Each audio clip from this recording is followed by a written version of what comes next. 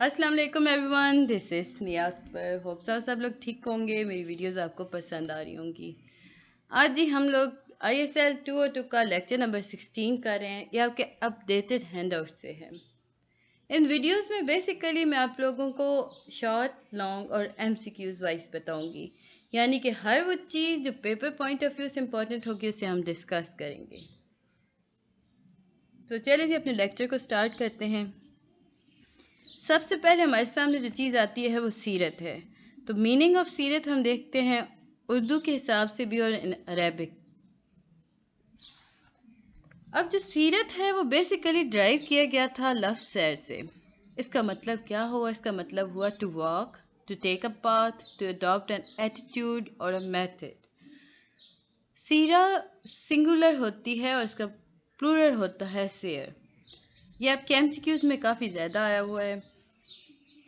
दस the meaning of सीरा, जो अगर हम मीनिंग ऑफ सीरा की बात करते हैं तो ये सारी डेफिनेशन दिमाग में रखते हुए हमारे पास आता है कि सीरा is a state, attitude, method, gate, character, trait and habit.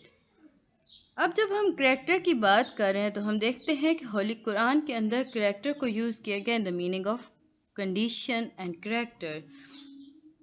एक आयत है सूरह तहा की, उसका मतलब ट्रांसलेशन है we will return it to it's farmer condition. But जब हम प्रोफेसर उस्मान खालिद यश की बात करते हैं या उनके नज़रिए की बात करते हैं तो उन्होंने एक जामिया तारीफ दी सीरत की, जो कि बिल्कुल परफेक्ट आके बैठती है कि सीरत है क्या। अगर आपके पास क्वेश्चन आता है डिफाइन सीरत, तो आप लिखेंगे सीरत is the name for defining the life, conditions, morality and practices of Prophet Muhammad peace be upon him, यानी कि हज़रत मोहम्मद सल्लल्लाहु अलैहि वसल्लम की ज़िंदगी के बारे में जितनी बातें की गई, जो कुछ भी उनकी ज़िंदगी में हुआ, वो सब सीरत कहलाता है। अब देखते हैं जी sources profit piece B upon him biography की। आगे बढ़ने से पहले काइंडली मेरे चैनल को लाइक और सब्सक्राइब ज़रूर कर दीजिएगा। पसंद आता है तो कमेंट भी कीजिएगा। वीडियो को एंड तक देखा करें ताकि आपको हर चीज़ समझ आ सके।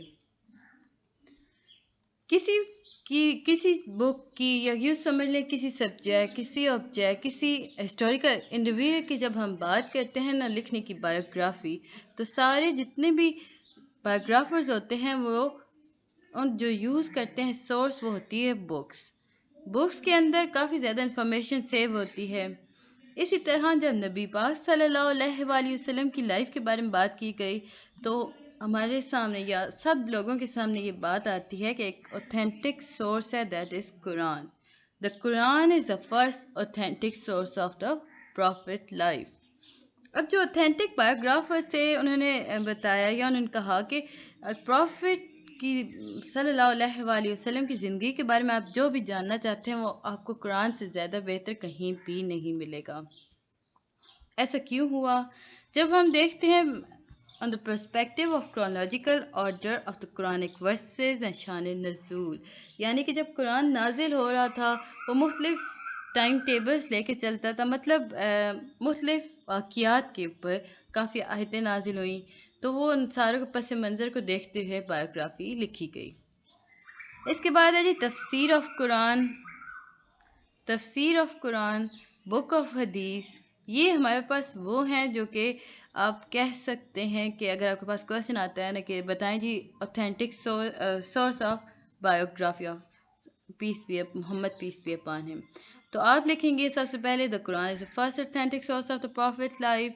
फिर आप सेकंड में लिखेंगे तफसीर ऑफ कुरान हो गया, बुक ऑफ हदीस हो गई, इंटरप्रिटेशन ऑफ हदीस हो गई, बुक ऑफ मगाजी और सराया भी हो गया।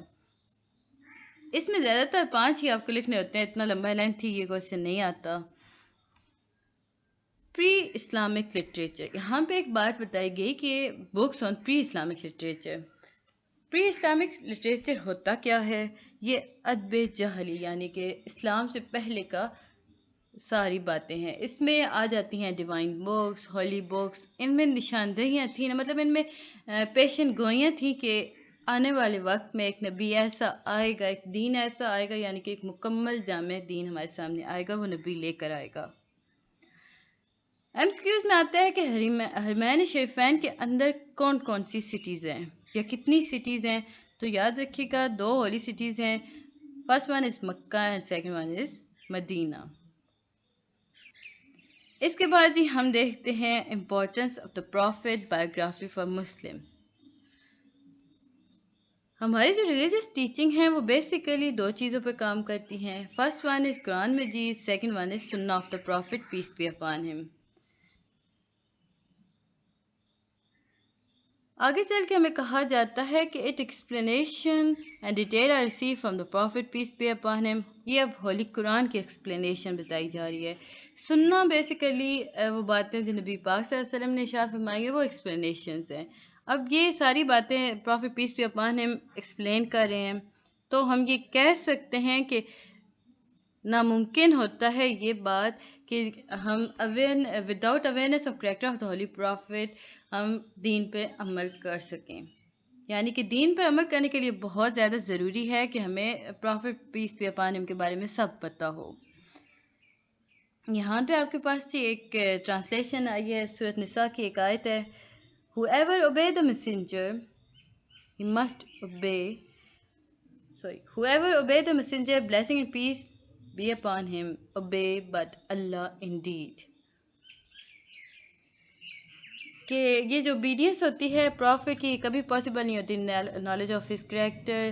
تو قرآن پاک کلیئرلی کہتا ہے کہ اگر تم میری عبادت کرتے ہو تو تم نبی پاک صلی اللہ علیہ وسلم کی عبادت, مطلب عبادت تو نہیں ہوتی, یہ ہوتا ہے کہ اطاعت کرتے ہو. اگر تم نبی پاک کی اطاعت کی تو تم نے میری کی, اور اس طرح یہ والی آیت ہے. یہ اتنی زیادہ آتی نہیں. ہم آگے بڑھتے ہیں تو یہ MCQ ریلیٹڈ ہمارے پاس ایک بہت امپورٹنٹ لائن آ جاتی ہے. The life of Prophet is an external example of moral perfection for humanity. نبی پاک صلی اللہ علیہ وآلہ وسلم کی جو لائف ہے وہ ایکسٹرنل ایگزامپل ہے مورل پرفیکشن فار ہیومینٹی. یہ بات دوبارہ آگے چل کے بتائی جا رہی ہے کہ اچیومنٹ آف گڈ مورلز اور پرفیکشن جو ہوتے ہیں وہ پاسبل نہیں ہوتے without guidance of his Nobel character. اب جب کوئی انسان اچھا بننا چاہ رہا ہے یا وہ ایک بہترین زندگی گزارنا چاہتا ہے تو وہ نبی پاک صلی اللہ علیہ وآلہ وسلم کی زندگی کو دیکھے, اس سے سبق حاصل کرے. کیونکہ نبی پاک صلی اللہ علیہ وآلہ وسلم کی زندگی سے ہمیں نالج ملتا ہے اور سچائی کا علم ہوتا ہے. اللہ تعالیٰ نے ارشاد فرمایا تھا کہ نبی پاک صلی اللہ علیہ وآلہ وسلم جو کچھ بولتے ہیں وہ اپنی ڈیزائر پر نہیں بولتے, نہ ہی وہ خود سے کچھ بولتے ہیں. یہ صرف وہی ہے جو کہ میں ان کی طرف بھیجتا ہوں, یعنی کہ میں جو حکم دیتا ہوں یہ وہی بولتے ہیں. اللہ تعالیٰ نے فیتھ اور اسلام کے اندر جب ہم اسلام کی بات کرتے ہیں تو اس میں فیتھ بھی آ جاتا ہے. تو حضرت محمد صلی اللہ علیہ وآلہ وسلم کی زندگی کو centre and axis of faith کہا گیا. ایک پورے قرآن پاک کے اندر ایک ہمارے پاس ایک آیت ہے سورۃ الاعراف کی 157.7 کی, تو یہ کافی لینتھی ہے, یہ آپ کے پیپرز میں نہیں آتی. موڈیول 2 ہے جی برتھ آف ہولی پروفٹ. اب ہم ان معجزات کا ذکر کرتے ہیں جو کہ نبی پاک صلی اللہ علیہ وآلہ وسلم کی پیدائش کے وقت رونما ہوئے, اور ان ایونٹس کو کہا جاتا ہے ارحسات. ارحسات بیسیکلی وہ ایونٹس ہیں جو کہ اپیئرڈ ہوئے as a precursor to the birth of holy prophet. جیسا کہ ہم سارے جانتے ہیں کہ حضرت آمنہ حضرت محمد صلی اللہ علیہ وآلہ وسلم کی مدر ہیں. تو آپ ارشاد فرماتی ہیں جب نبی پاک صلی اللہ علیہ وآلہ وسلم پیدا ہوئے تو اس وقت مجھے ایسا لگا جیسے میرے اندر سے ایک نور نکلا. اب اس نور کی روشنی میں انہوں نے, یاد رکھیے گا, سیریا کے مختلف مقامات دیکھے تھے. ایک اور معجزہ جی ہمارے سامنے آیا کہ کسرا کا جو محل تھا ایک بہت عظیم شان محل تھا, اس کے جو 14 پلرز تھے نا, جب نبی پاک صلی اللہ علیہ وآلہ وسلم اس دنیا میں تشریف لے آئے تو وہ گر گئے. مجوس کا آتش کدہ بھی بجھ گیا, یعنی کہ وہ اس کا the great fireplace of Magus was extinguished. Date of birth ہم اگر دیکھتے ہیں تو ڈیٹ آف برتھ 12 ربیع الاول ہے, بٹ ہم جب آج کل کے منتھ کے حساب سے اس کیلنڈر کے حساب سے دیکھتے ہیں تو 22 اپریل ہے 571 AD. On the other hand اگر ہم ہندی کیلنڈر دیکھتے ہیں تو 1 جیٹ ہے 628 بکرمی. یہ آپ کے MCQs میں آتا ہے. یہ ڈیٹ آف برتھ ہو گیا، ڈفرینٹ ڈیٹس ہو گئیں، یہ آپ کے MCQs میں آتی ہیں. یہ آپ کا شارٹ کوشچن آ جائے گا جی. کسرا کے جو تھے وہ 14 پلرز گرے تھے. میگس کا جو تھا وہ آتش کدہ پہنچ گیا تھا. اس کے بعد ہے جی ٹائم آف برتھ. جب نبی پاک صلی اللہ علیہ وآلہ وسلم پیدا ہوئے اس ٹائم فجر کا وقت تھا. اگر ہم پاکستانی ٹائم ٹیبل کی بات کرتے ہیں تو مکہ کے اندر اس دن اکارڈنگ اراؤنڈ 4:20 AM تھا. The Prophet was born soon after the early morning. According to Pakistani's timetable, the time of the early morning was 4:20 AM in Makkah on that day. Birth place جی ہے یہ حرم کعبہ کے نزدیک ایک گھر ہے، اسے سوق اللیل کہا جاتا ہے. اس میں نبی پاک صلی اللہ علیہ وآلہ وسلم پیدا ہوئے تھے. آج کل اس گھر کو سوق اللیل کو ایک پبلک لائبریری میں چینج کر دیا گیا ہے اور اس کا نام رکھا گیا ہے مکتبہ مکہ المکرمہ. اور یہ جو لائبریری ہے یہ شیخ عباس قحطان نے، مرحوم شیخ عباس قحطان تھے، انہوں نے بنائی تھی اور with the permission of his majesty شاہ عبدالعزیز، یعنی کہ شاہ عبدالعزیز کے پرمیشن کے بعد یہ بنائی تھی.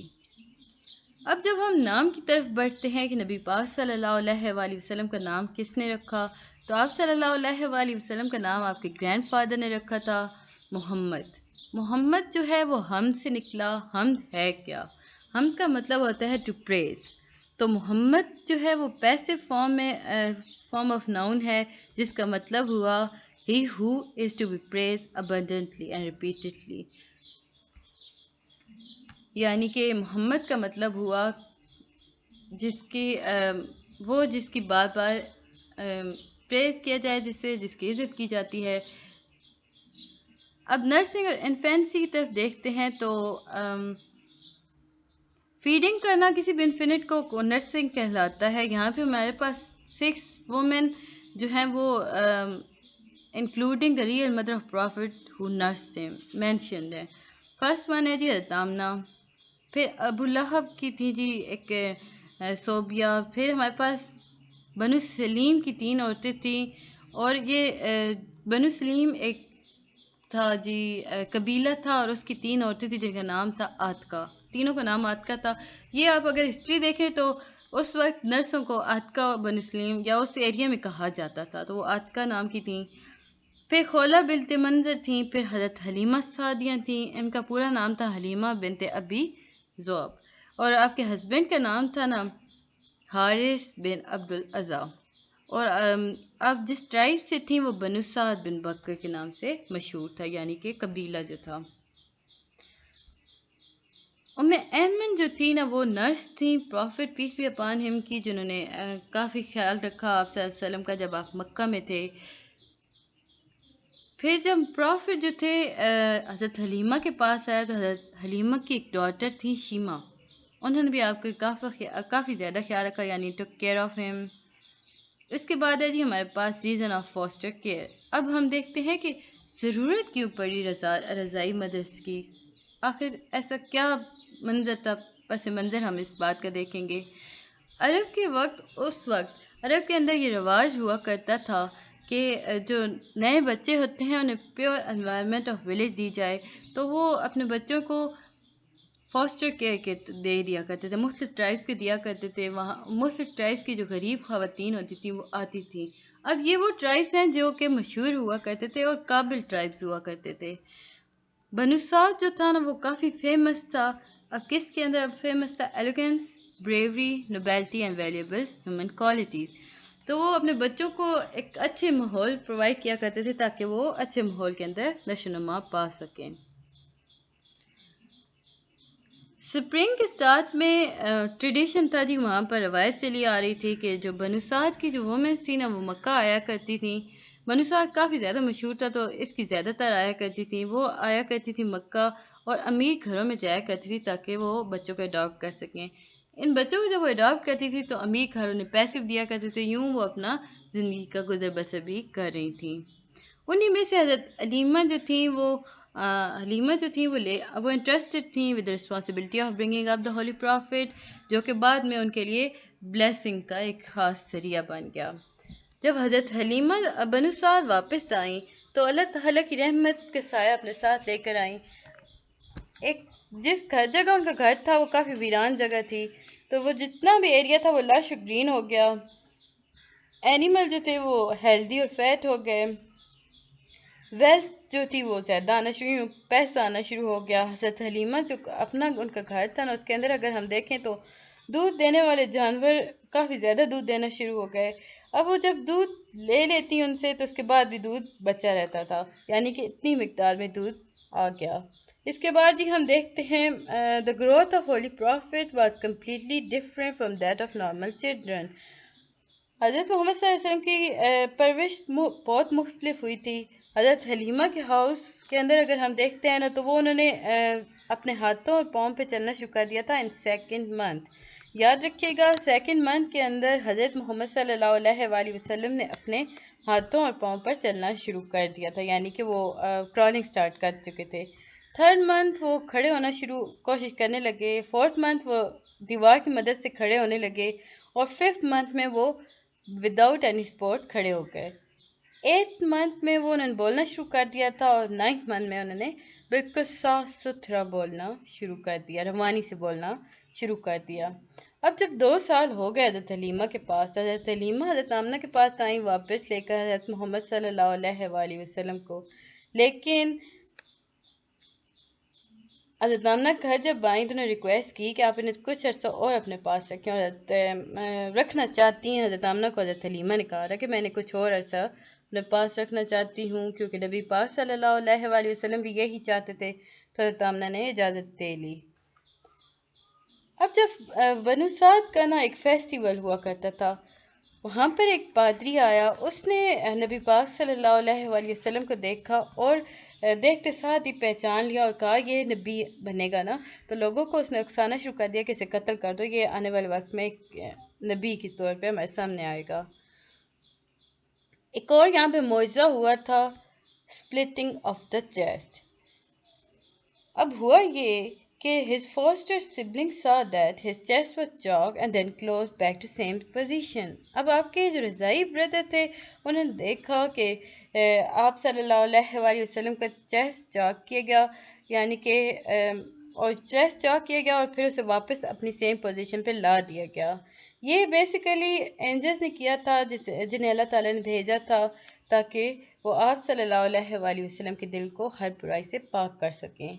حضرت حلیمہ جو تھیں وہ ان انسیڈنٹ کو دیکھ کے ڈر گئیں، اور انہوں نے حضرت محمد صلی اللہ علیہ وسلم کو واپس ان کی مدد کے پاس چھوڑنے کا فیصلہ کر لیا۔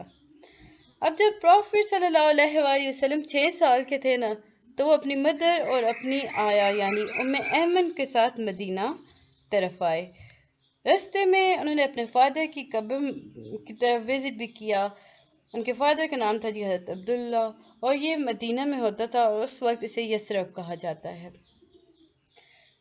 اب جب ہولی پرافٹ جو تھے نا وہ اپنی مدر کے ساتھ دارالنبوہ جو یثرب میں ہے اباؤٹ منتھ 1 مہینے تک رہے، حضرت آمنہ جو تھی وہاں بیمار ہو گئیں، اور اس وقت ان کی عمر 20 سال تھی، اور وہ اسی بیماری کے دوران ان کی ڈیتھ ہو گئی، اور یہ ابوا کے مقام پر دفن ہے۔ یاد رکھیے گا ابوا کے مقام پر دفن ہے۔ ابوا کیا ہے؟ ابوا بیسیکلی پہاڑی کا نام ہے۔ پھر حضرت محمد صلی اللہ علیہ وآلہ وسلم جب واپس آئے نا، تو ان کی نگہداشت پرورش کے لیے حضرت عبد المطلب نے ذمہ داری سنبھالی، اور انہوں نے کافی پیار سے رکھا آپ کو۔ حضرت عبد المطلب جو تھے وہ بہت محبت کرتے تھے۔ اب جب حضرت عبد المطلب کا آخری وقت قریب آیا تو انہوں نے حضرت ابو طالب کو اس کی ذمہ داری دی۔ آپ نے حضرت ابو طالب سے کہا کہ آپ خیال رکھیے گا نبی پاک صلی اللہ علیہ وآلہ وسلم کا۔ اس طرح حضرت ابو طالب جو تھے انہوں نے بھی حضرت محمد صلی اللہ علیہ وسلم کی ٹیک کیئر کی اور کافی پیار سے کی۔ اچھا یہاں پہ ہمارے پاس ایک امپورٹنٹ تھا کہ The blessed age of Holy Prophet was 8 years۔ اب جو اچھی اور خوبصورت ایج تھی نا نبی پاک صلی اللہ علیہ وسلم کی، جس میں ان کی ہر ناز ہر بات مانی جا رہی تھی، پیار کیا جا رہا تھا بے انتہا، وہ سمپل صرف اور صرف 8 سال رہی۔ 8 سال 2 مہینے اور 10 دن۔ پھر حضرت ابو مطلب کی ڈیتھ ہو گئی، پھر حضرت ابو طالب نے آپ صلی اللہ علیہ وسلم کا خیال رکھنا شروع کیا. آپ کا مطلب ہر وقت آپ کا خیال رکھا کرتے تھے، اپنے بچوں سے زیادہ آپ کو عزیز رکھا کرتے تھے. آپ جو تھے نا حضرت ابو طالب، وہ آپ صلی اللہ علیہ وآلہ وسلم کے ساتھ 40 سال رہے. اب ابو طالب کون تھے؟ ابو طالب تجارت کیا کرتے تھے. اب یہ پہلی دفعہ ہوا کہ آپ نبی صلی اللہ علیہ وآلہ وسلم کو اپنے ساتھ لے کے جا رہے ہیں. اس وقت نبی پاک صلی اللہ علیہ وسلم کی عمر 12 سال تھی. آپ سیریا کی طرف گئے تھے. یہاں پہ ایک مطلب انسیڈنٹ ہوا تھا نا، ایک مونک ملا تھا جس کا نام تھا بحیرہ. اب بحیرہ جو تھا وہ بصرہ کا رہنے والا تھا.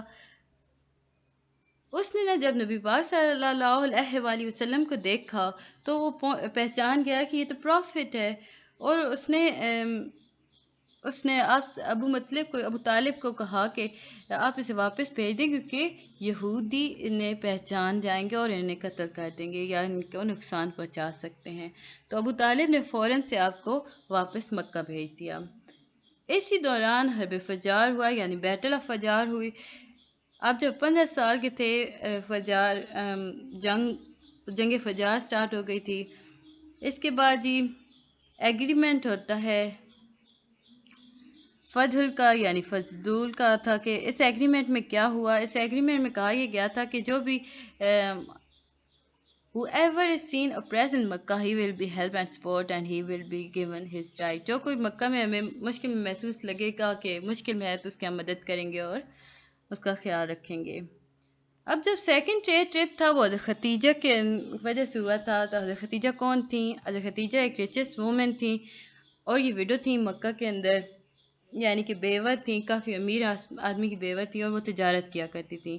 حضرت ختیجہ جو تھیں وہ تلاش کر رہی تھیں ایک سچے ایماندار انسان کو جو کہ ان کا سامان تجارت کے لیے سیریا لے کے جائے. اب جب انہیں پتہ چلا کہ نبی پاک صلی اللہ علیہ وآلہ وسلم کی آنیسٹی کے بارے میں، آپ صلی اللہ علیہ وآلہ وسلم اس وقت 25 سال کے تھے، تو حضرت ختیجہ نے ان سے ریکویسٹ کی. حضرت ابو طالب نے حضرت محمد صلی اللہ علیہ وسلم کو کنونس کیا، اور یوں حضرت ختیجہ کا سامان لے کر نبی پاک صلی اللہ علیہ وآلہ وسلم سیریا گئے. اب وہ جب گئے نا تو حضرت ختیجہ نے نا اپنے ایک خاص غلام کو بھی آپ کے ساتھ بھیجا جس کا نام تھا میسرہ. میسرہ جو تھا وہ دیکھتا رہا نبی پاک صلی اللہ علیہ وآلہ وسلم کی فل جرنی کو. آن ریٹرن اس نے حضرت ختیجہ کو بتایا ساری باتیں، کتنے ایماندار ہیں. اس وقت پروفٹ کافی زیادہ ہوا تھا، تو حضرت ختیجہ نے حضرت ابو طالب کے تھرو اپنا پرپوزل بھیجا. حضرت ابو طالب کو پاس اپنا پرپوزل بھیجا کہ وہ نبی پاک صلی اللہ علیہ وآلہ وسلم سے شادی کرنا چاہتی ہیں. اور کس کے تھرو بھیجا تھا؟ اپنی دوست نفیسہ کے ہاتھ. اب میرج سیرمنی جو ہے وہ ہوئی تھی جی ابو طالب آفٹر کنسلٹنگ انکل ابو طالب نے جب پتہ کیا حضرت محمد صلی اللہ علیہ وسلم سے، اس کے بعد جب انہوں نے اقرار کر دیا ٹھیک ہے کر لوں گا، تو یہ ویڈنگ سٹارٹ ہو گئی. حضرت ختیجہ کے جو کزن تھے نا وہ اسکالر تھے پیوس ڈیوائن بک کے. انہوں نے ویلکم کیا تھا جی پورے بارات کو.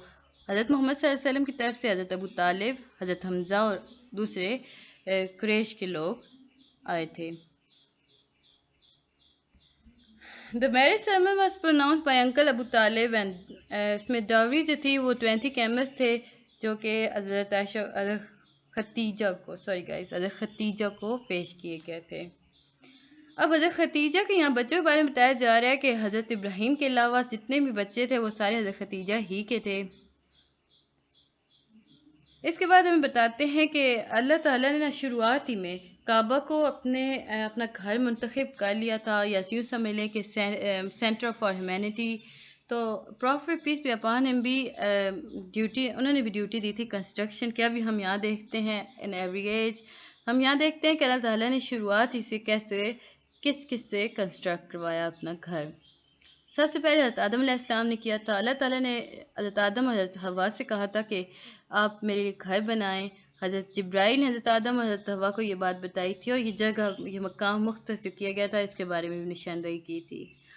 اس کے بعد آدم علیہ السلام کے بعد نوح علیہ السلام نے بھی اس کی مرمت کی، اس کے بنایا دوبارہ سے. پھر ابراہیم تھے وہ انہوں نے کیا تھا. پھر اس کے بعد عمالقہ تھے. پھر کافی عرصے بعد بنو جہرم نے بھی اسے بلڈ کیا تھا. اب جب نبی صلی اللہ علیہ وسلم 35 سال کے ہو گئے نا تو قریش نے ڈیسائیڈ کیا کہ ریبلڈ کرتے ہیں کعبہ کو۔ اب ریبلڈ کرنے کی وجہ کیا تھی؟ ایک لاپرواہ عورت تھی نا، اس کی وجہ سے نا کعبہ کے اندر آگ بھڑک اٹھی تھی۔ جو اپر پارٹ تھا نا بلڈنگ کا وہ ڈیمیج ہو گیا تھا ڈیو ٹو فلڈ واٹر۔